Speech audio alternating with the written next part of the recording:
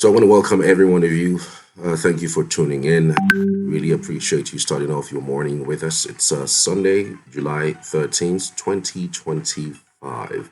My name is Charles, and this is Cheesy Media.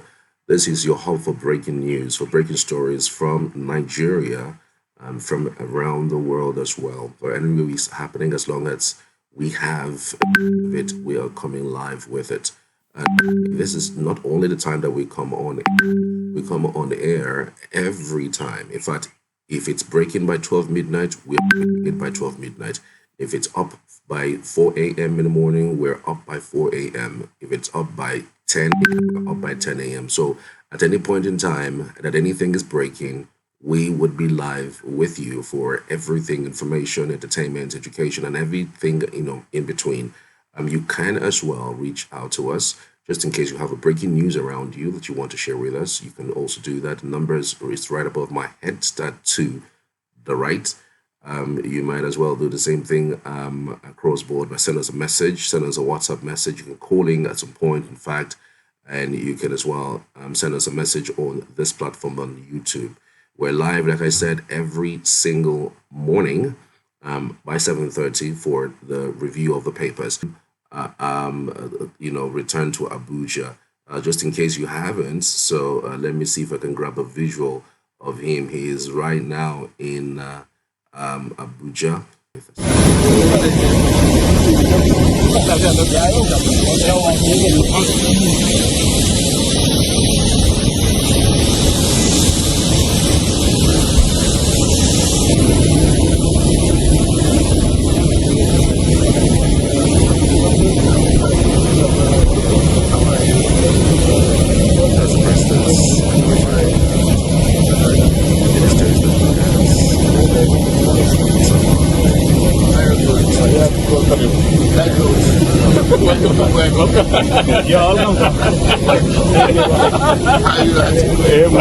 Welcome back.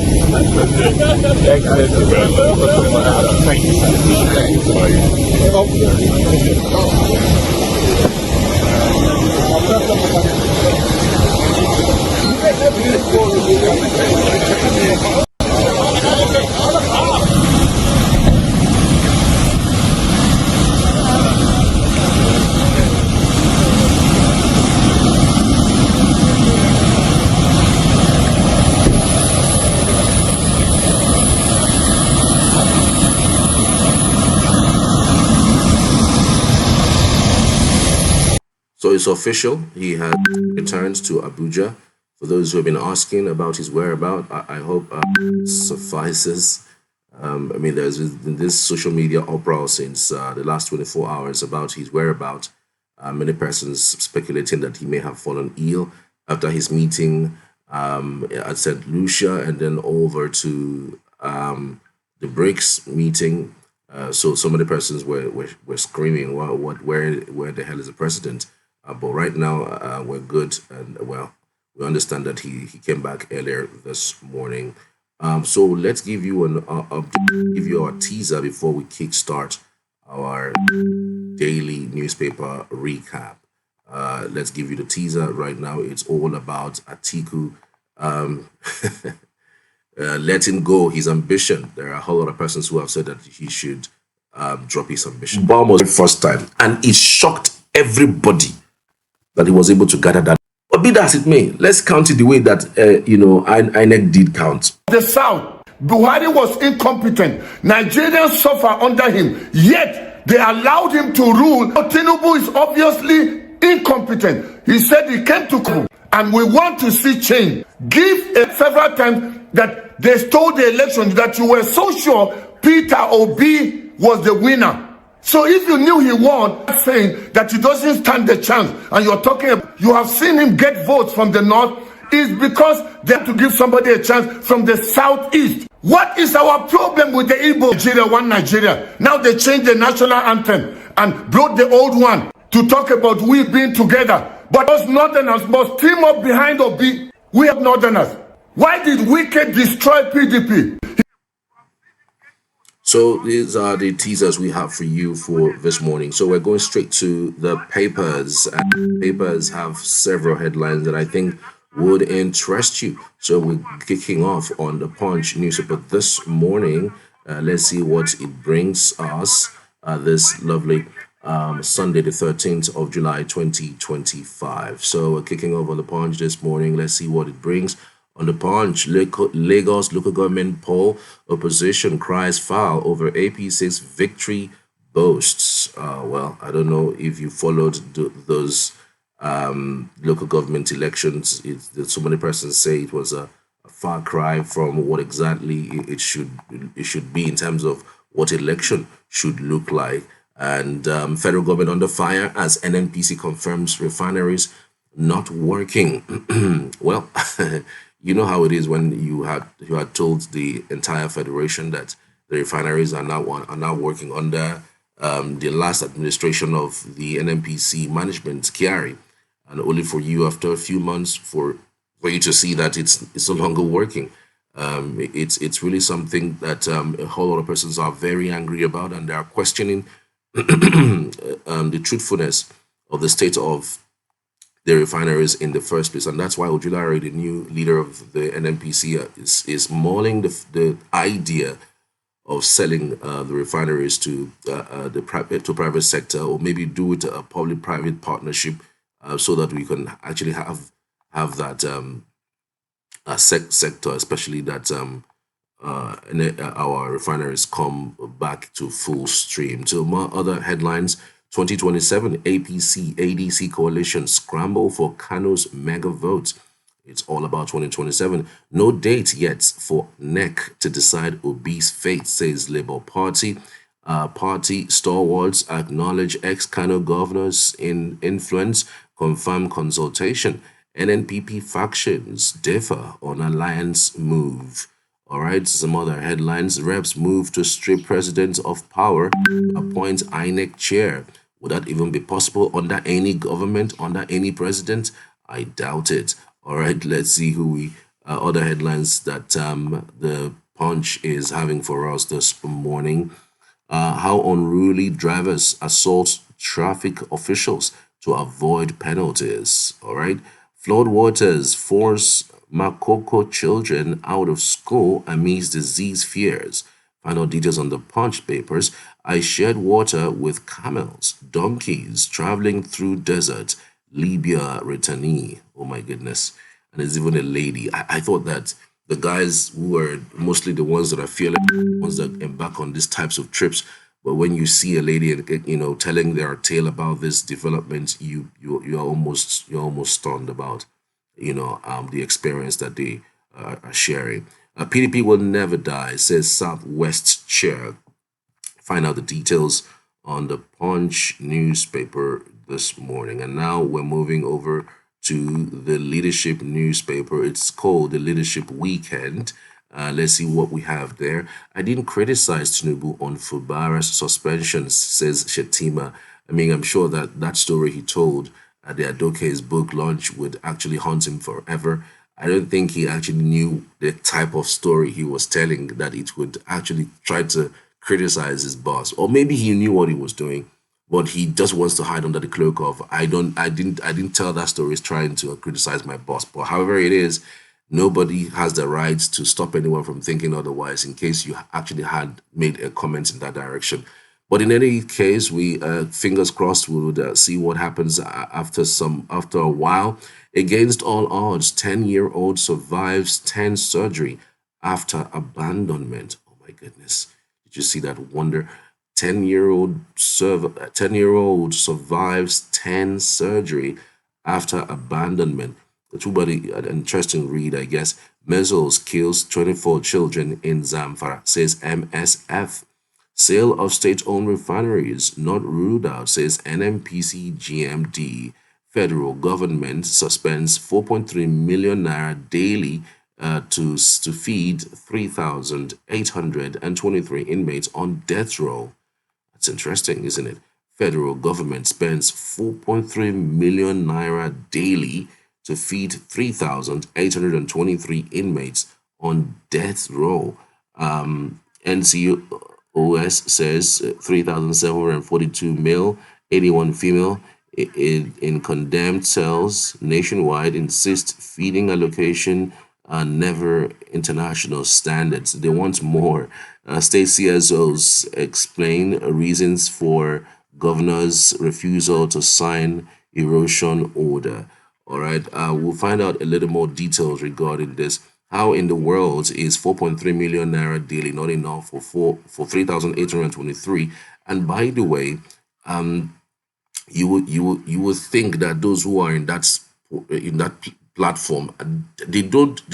I'm not sure you have seen the kind of food that they eat in those areas. The food that they eat in those in that location, especially if you are condemned, it's so terrible, it's so mind-boggling that you would think that they are spending 4.3 million naira for 3,800 inmates. It's terrible. Somebody is doing some business within that fold, and it's fingers crossed. It's just a matter of fact. If somebody really wants to check it, I'm sure that they would find a thing or two regarding some corruption within that fold.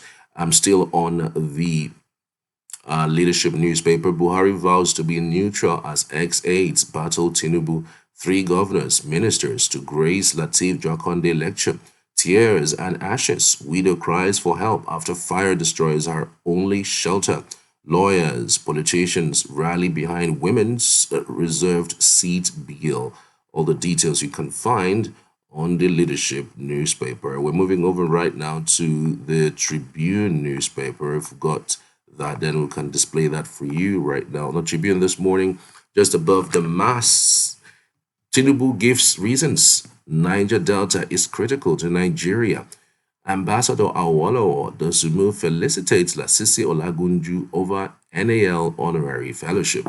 Still on the Tribune in the newspaper this morning, we have this particular one. It's a screaming headline.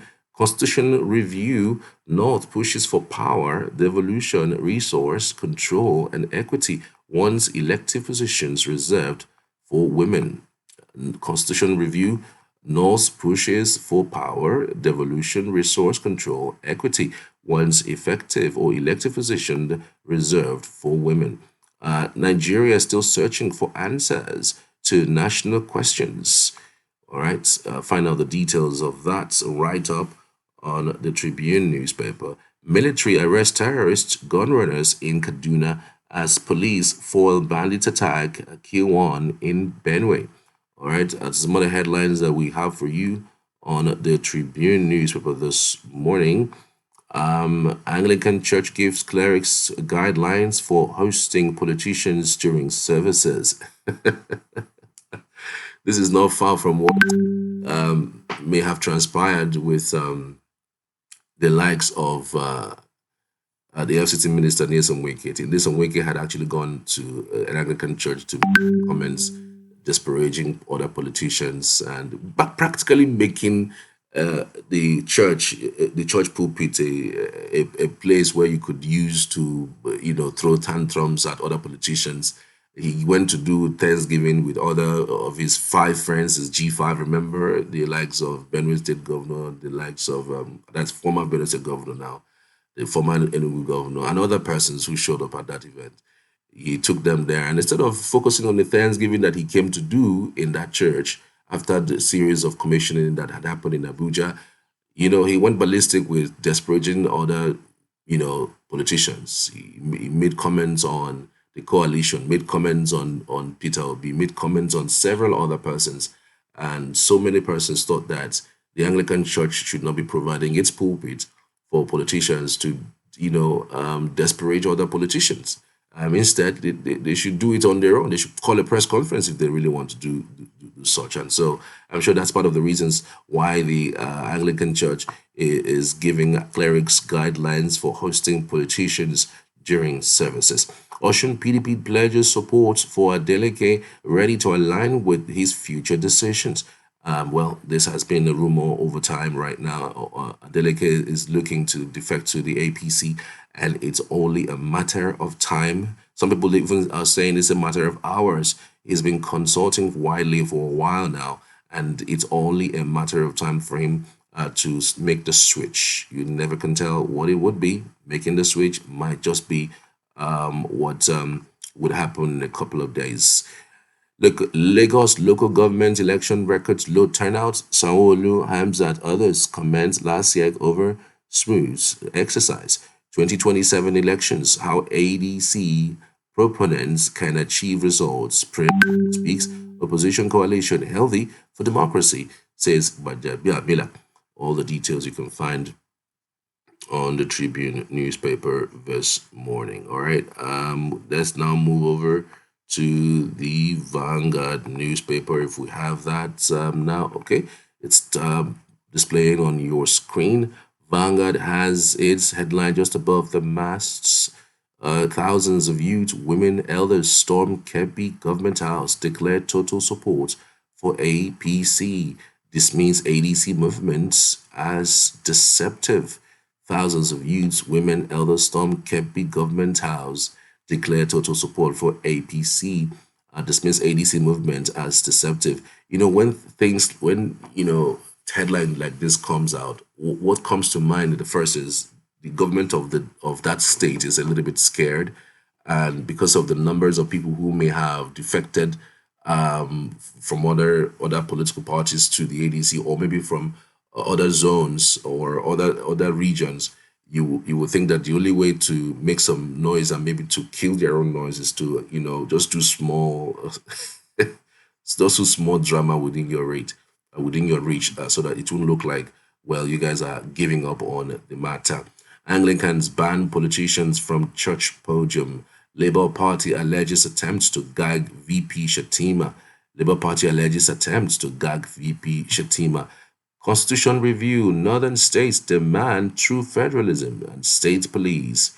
Northern states demand true federalism and state police. It's interesting that the northern states are requesting for state police. They have always been the ones not really into the state police idea, but it is beginning to be clear these days that you would just need a state police of some sort that are legitimate in order for you to tackle some of the myriad of problems and security issues that states are facing. 2027, Atiku, Peter Obi, Amechi, others stoke elite politics worries in ADC. Atiku, Peter Obi, Amechi, others stoke elite politics worries in ADC. From US, more trouble for Nigeria's businesses, tech innovators, students. Ex-envoy to America raises the alarm on new visa regime. All right, all the details you can find on that platform. Lagos local government polls, our votes don't count. Okay, with the writer residents explain low turnout. Sanwo-Olu thanks Lagosians for peaceful conduct. Still on the elections, I'm talking about the Vanguard newspaper this Sunday. Girl, 12 killed in police kidnappers clash. FCT Senator Ireti Kingibe quits Labour Party for ADC. So it's a huge congratulations to Ireti Kingibe, who has found a very new a new home with the ADC. There has been this talk about whether she would remain in the Labour Party. Labour Party has been in the shadow of itself since its party leadership crisis, went to the Supreme Court. Up until this moment, they haven't been able to resolve the matter, and it's been lingering for some time now. One would wonder whether it is something that they can overcome. But it's fingers crossed, hopefully, they are able to overcome it. We're moving now over to the Nation newspaper this morning. If we got that in the wings, then we could just take it up.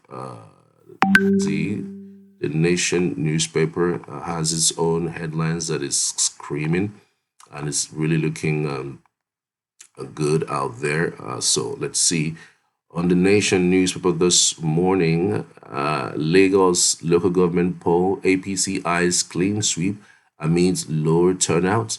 Sanwo-Olu tells voters, thanks voters or hails voters for peaceful conduct. Why Niger Delta is critical to national growth by Tinubu. Directs commission to complete or abandoned project. Still on the Nation Sunday morning. Defection. I'm still consulting. Ocean PDP ready to follow me, says Adeleke. All right, Adeleke almost looks like he's done consulting, but he just have to make some moves in order to complete this move, by the way. So defection, I'm still consulting. Ocean PDP ready to follow me. It says Adeleke with the writer. Governor meets party chiefs, cabinet federal and state legislators, others, and formally takes over APC structure in Akwa Ibom. All right, and finally takes PDP structures in Akwa Ibom. And there is this particular message I'm going to show to you that's is concerning. It's about this particular ruling party taking over states. They say that, especially in Delta and other states, though, even in Akwa Ibom, I hear that's even a problem regarding that. The problem is the fact that when the ruling party gets the governor to move over, who has a party chairman in wherever he is, it tends to be really bad, because when you go to the new party, you would have to displace people who are there, because the chairman of the party, the new party, you are going to have to maybe be replaced, or will not be given the respect that he usually gets while he was, the party chairman of that party. So there are several other things that comes with this particular party thing that is really terrible, that people are not really, in tandem with. People are angry that, when the governor defects to this new party, he goes with his own people and tends to replace those people who have been party faithfuls in those areas and in those places, and it becomes a problem. Because of course the governor cannot work with people who he does not know, who he hasn't worked with for a long time, who have been in opposition and in fact may have even criticized him. So on what basis would you be keeping somebody, in that stead? So those gray areas are some of the issues that some of these political parties are facing in their quest, to retain power. So tell me what you think in that direction. Do you think that governors who have states structure should move everybody that they have? Say, for instance, you're moving from PDP to the APC. You're taking the structures of the PDP, and even the chairman, the vice chairman, and even the ward chairman over to the APC. So what happens to those who you met there? What really happens? How do they go about it? So some of the issues. There's a message I will display for you later after we finish our visuals. Then we'll come off to that. Then opposition coalition, good developments for democracy, says Bajabia Miller. Constitution review, House panel promises inclusive process. Nigeria, Brazil signed landmark health sector pact at BRICS summit. Those are the details we can grab for you on the Nation newspaper this morning. All right. Now we're moving over to the visuals. A lot of visuals that we want to display for you. There's so many of them. So hopefully we're able to finish off on each and every one of them. All right. Let's see if we can start off with this particular one. Of course, the Lagos State elections, local government elections are done. And there are so many complaints about how it was conducted. Not many persons were happy about the way and manner it was conducted. So many persons thought that it would have been a lot better. But let's just play for you some of the experiences that some persons had. It was the first time, and it shocked everybody that he was able to gather that. But be that it may, let's count it the way that INEC did count. The South, Buhari was incompetent. Nigerians suffer under him, yet they allowed him to rule. But Tinubu is obviously incompetent. He said he came to APC, and we want to see change. Give a federal time that they told the election that we were so sure Peter Obi was the winner.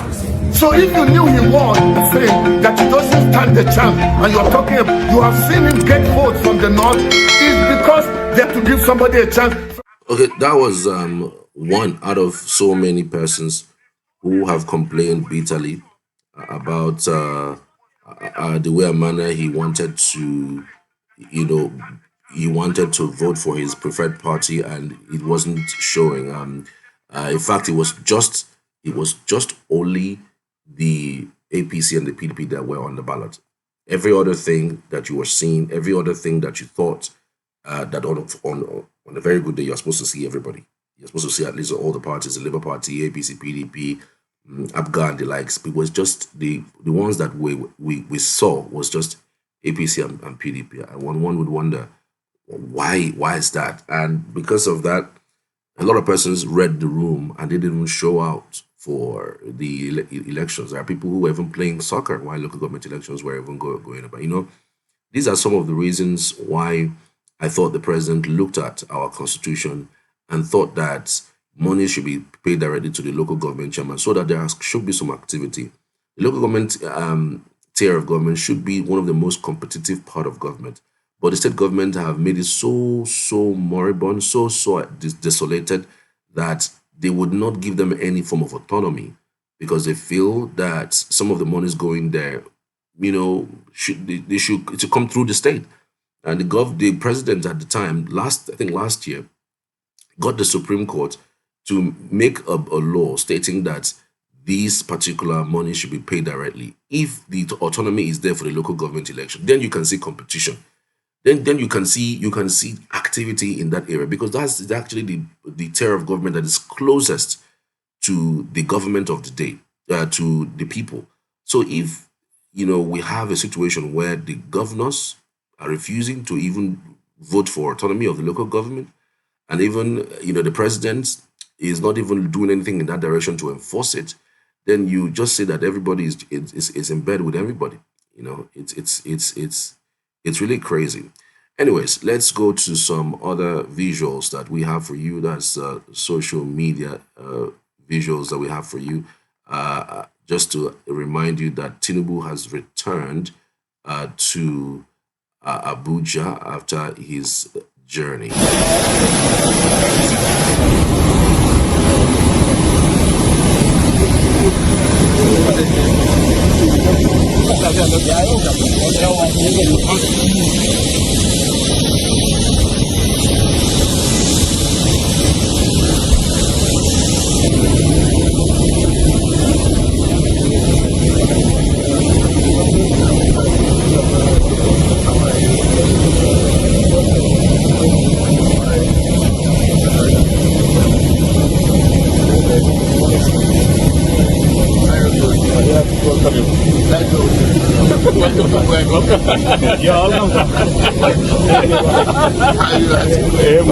Welcome back.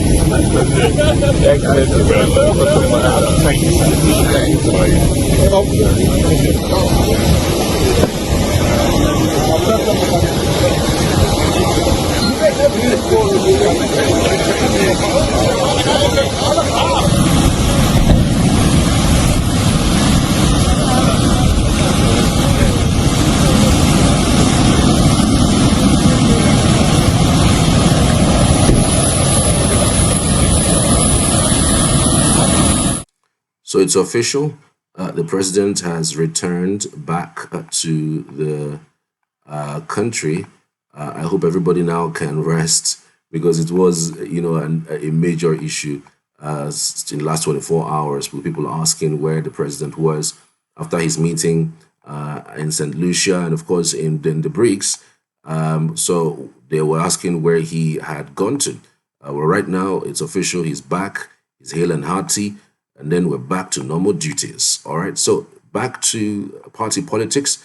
Kenneth Okonkwo was in Enugu some few days back. And what was his duty? In making sure that he convinces people within the states, at least party stakeholders first, that the national is not jettisoning anybody. The national wants everybody to come in. They wouldn't mind getting more people from other parties to join, and that they should prepare for some interesting development that would happen in the next few days. So let's listen in. To form a government. Anybody who is a party executive and you're not in government is sufferhead. You will be spending your own money. I know what I'm talking about.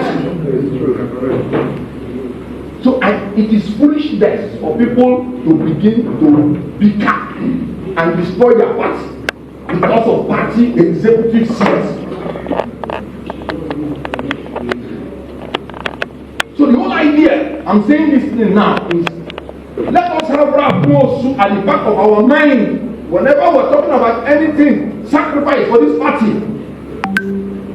He gave up everything to accommodate others, so that we will be so consolidated and have the power to win the main election and win the main government of Nigeria.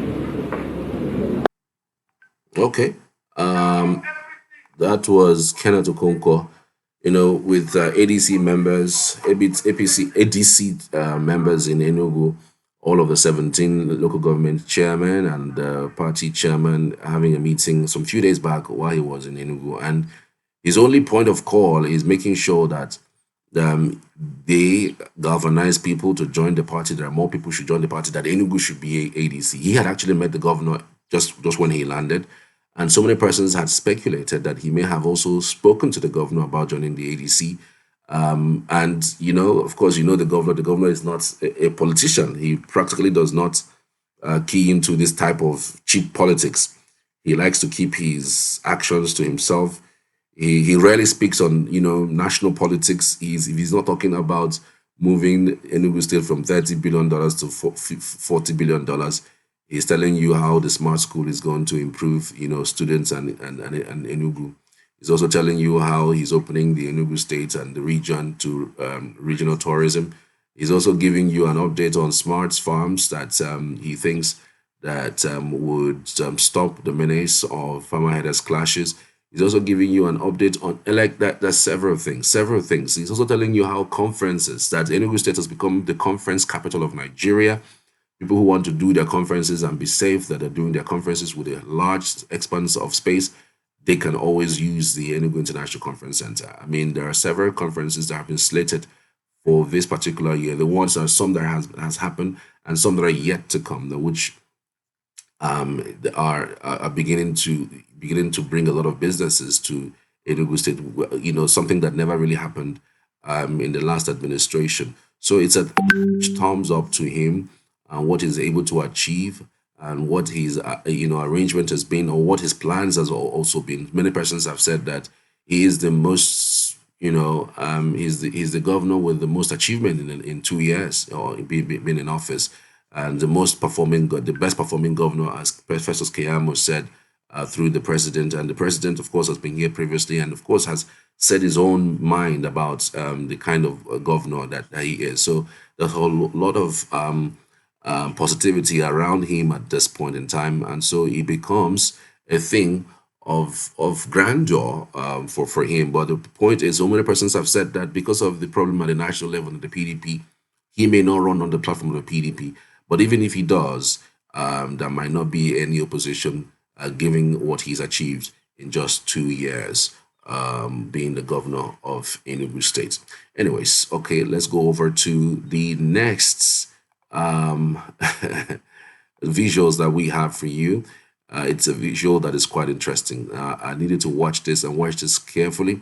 It's from Isaac Fayoshi. He was speaking about the fact that two Nigeria's former presidents are in London sick and are not hale and not hearty, and even blame them for not building hospitals while they were in power, at least a hospital that they can be taken to while they're in Nigeria. Watch this and let's know what you think about it. Today, we have two head of states, two former presidents of Nigeria in London hospital. They are sick. No hospital to take them in Nigeria. As at today, now president now have to send vice president to go and check on them in the hospital in London. And the funny part of it, the doctors and the nurses treating them there are the japa from their country that they refuse to empower. So they are the doctors that are making waves. They are the nurses that are making waves in UK, helping them to get well. The doctors wey japa wey they no fit take care of in Nigeria, the nurses wey japa wey they no fit take care of, they are in London.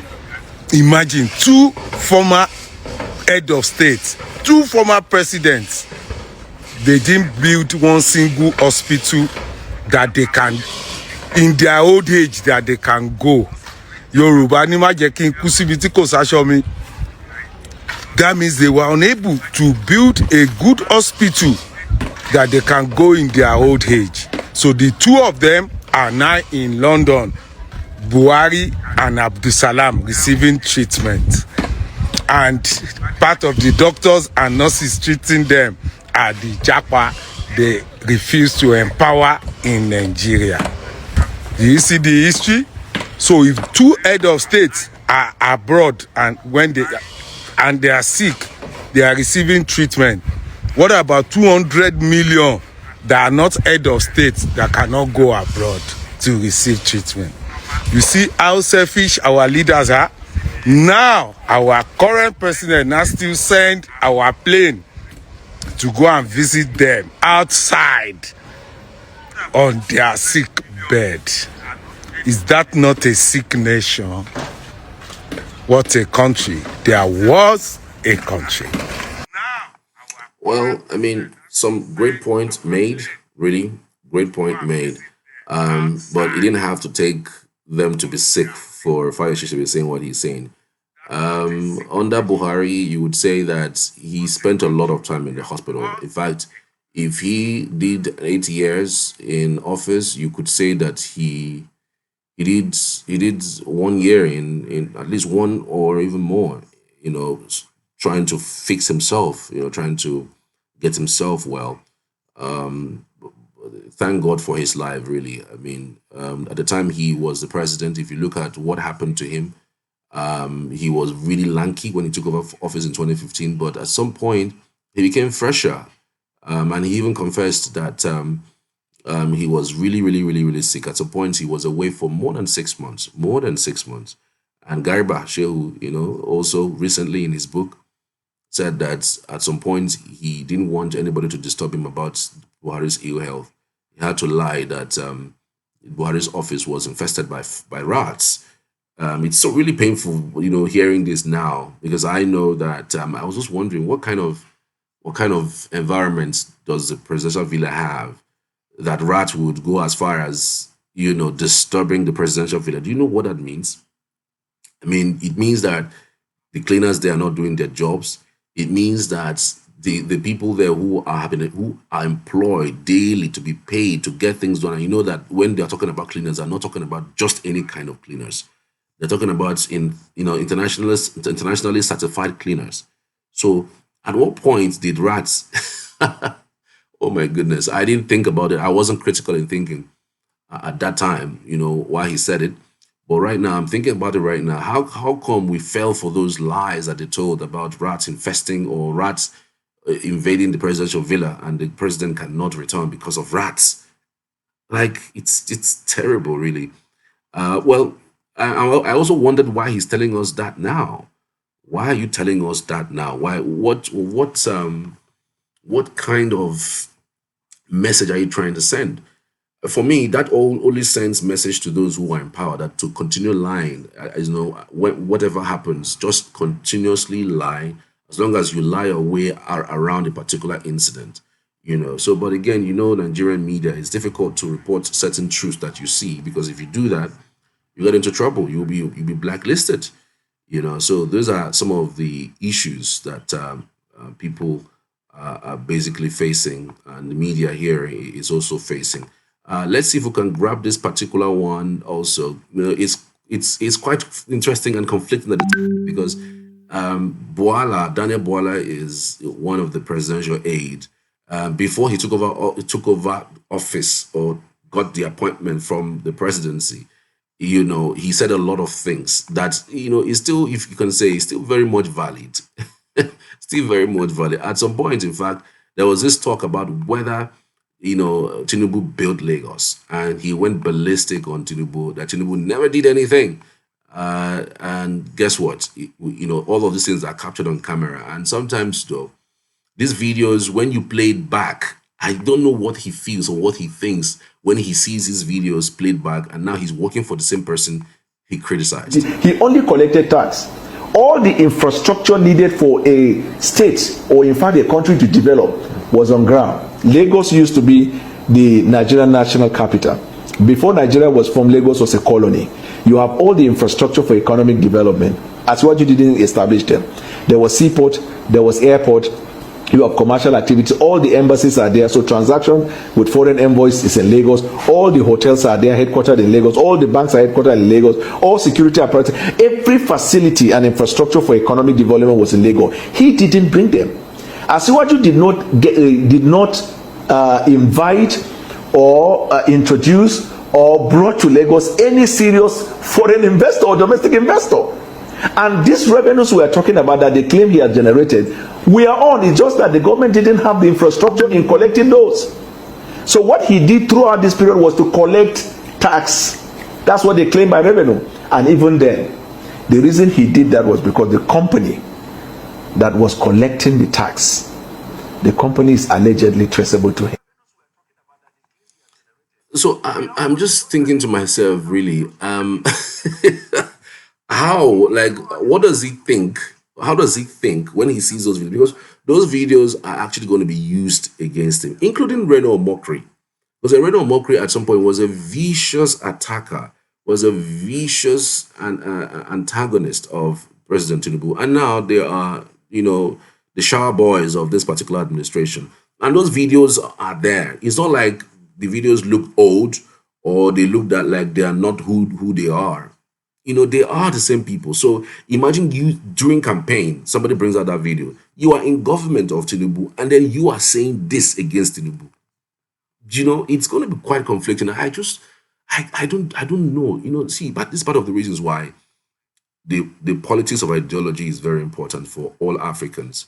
I know that we have not gotten to that point where we would say, we'll have 2 or 3 political parties, and then everybody sticks to that political party. I mean, we're seeing INEC having over 120, in fact, 120 political parties vying to be registered, and they haven't been able to do that. They haven't been able to approve anyone.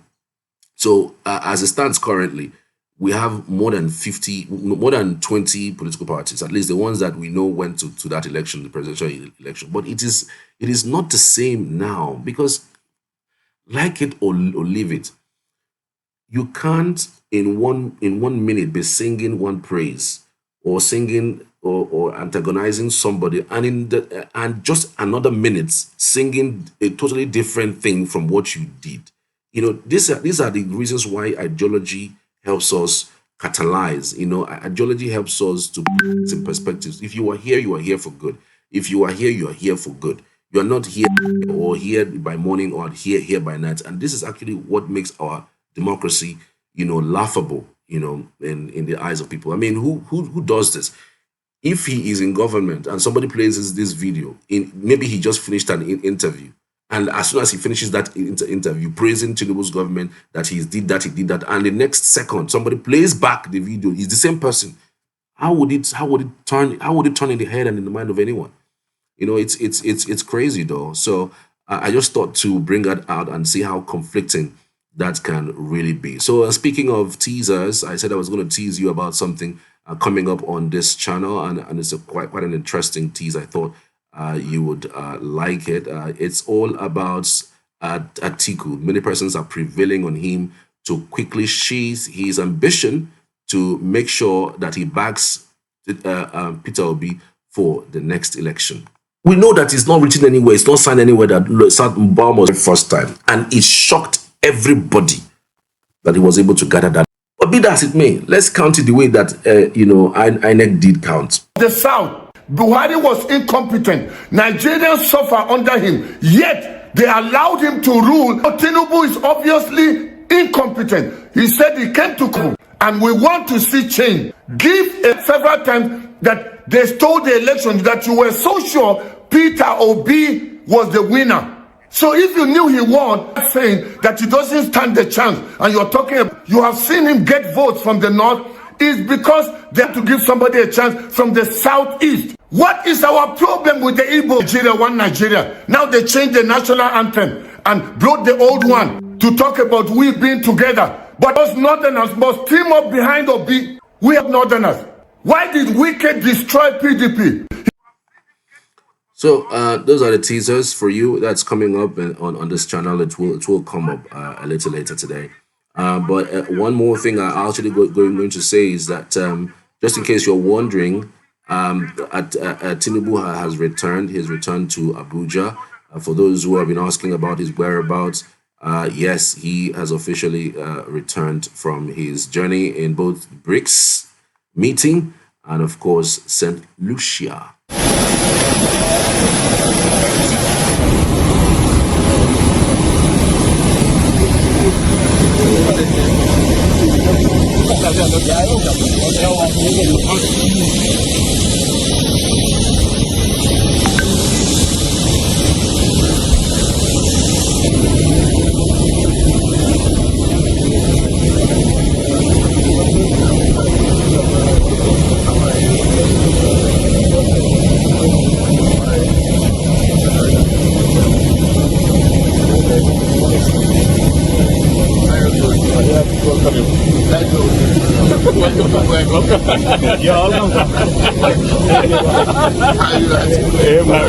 Welcome back. Thank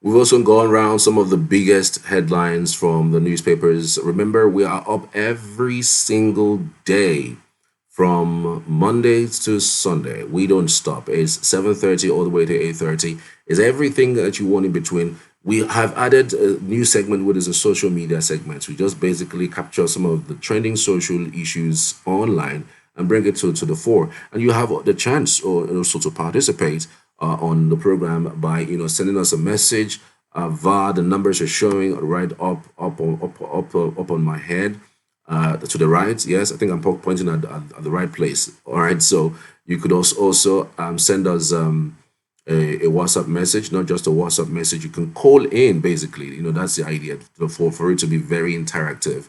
We'd also feature guests, via the phone or via visuals, and we want you to be very much part of this process.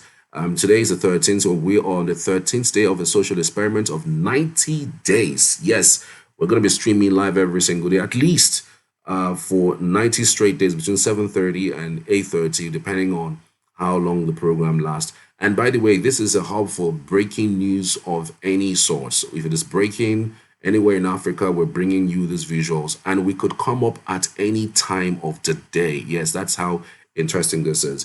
We could come up at any time. Yes, I mean anytime. If it's breaking by 12 midday, you are sure you're getting your news by 12:05. It's breaking by 1 a.m. You're sure you're getting it on this platform by 1:05 a.m. It is consistent, continuous, and it's just for you to have all of the latest as we go on with this. All right. You can call in to show your support, to send us some messages and tell us how you feel about the programs for each day and how we can also improve your listening and watching pleasure. Very soon, we're also going to be connecting to other platforms like Facebook, TikTok, and Instagram, and making sure we bring you all of the biggest stories as it concerns you.